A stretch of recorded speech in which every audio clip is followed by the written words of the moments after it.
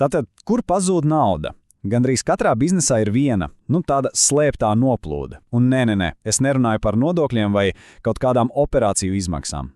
Tūlīt atklāsim kaut ko, kas, es domāju, daudzus pamatīgi pārsteigs. Aiziet, ķeramies klāt.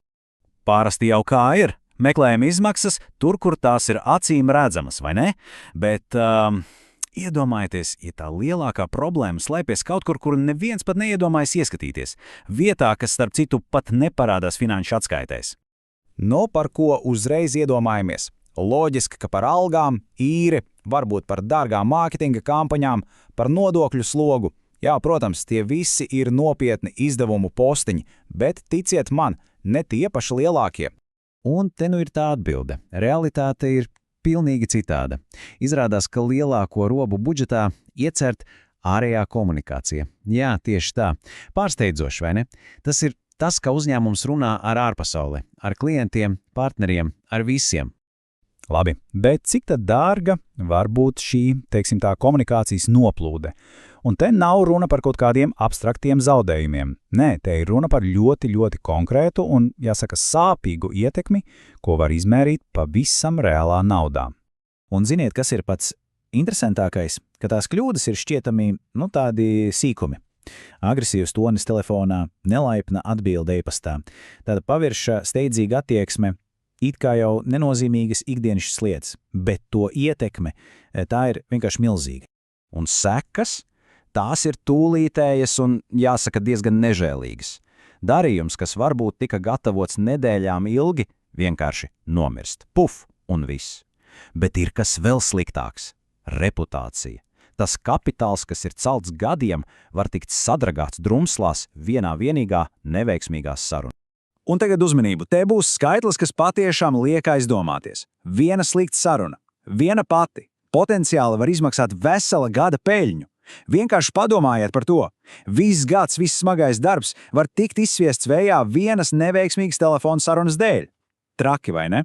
Labi, bet kurš tad par šo visu ir atbildīgs? Kurš nosaka šo postošo komunikācijas stilu? Te būs vēl viens pārsteigums. Loģiski būtu domāt, ka pie vainas ir, klientu apkalpošanas speciālisti vai pārdevēji.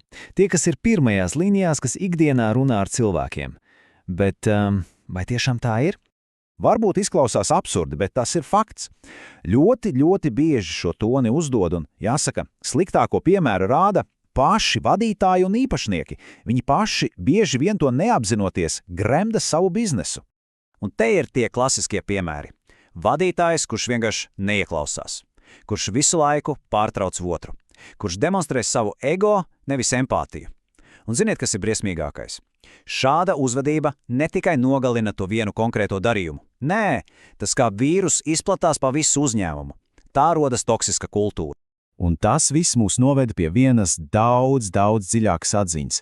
Tas nav stāsts tikai par pieklājību. Tas viss saslēdzas kopā vienā, tādā fundamentālā biznesa principā. Un te ir tas būtiskākais. Galu galā, bizness nav tikai par produktu. Tas nav par pakalpojumu. Tas ir par sajūtām. Klients, partneris, pat kurjers. Ik viens atcerēsies nevis to, kas tika pateikts, bet to, kā viņam lika justies. Lūk, kur ir tas āķis. Labi, un tagad, tuvojoties noslēgumam, viens jautājums. Tāds pārdomām. Jautājums, kas varbūt liek nedaudz ieskatīties spogulī. Un tas ir jautājums, uz kuru katram uzņēmumu vadītājam būtu vērts atbildēt pilnīgi godīgi.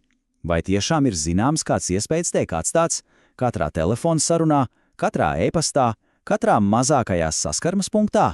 Un ar šo domu arī noslēgsim. Bieži vien vislielākos zaudējumus nenes kaut kādas milzīgas katastrofas. Nē, tos nes tās sīkās, ikdienišķās kļūdas, pie kurām visi ir tik ļoti pieraduši, ka vienkārši vairs tās nepamana. Varbūt ir pienācis laiks sākt klausīties,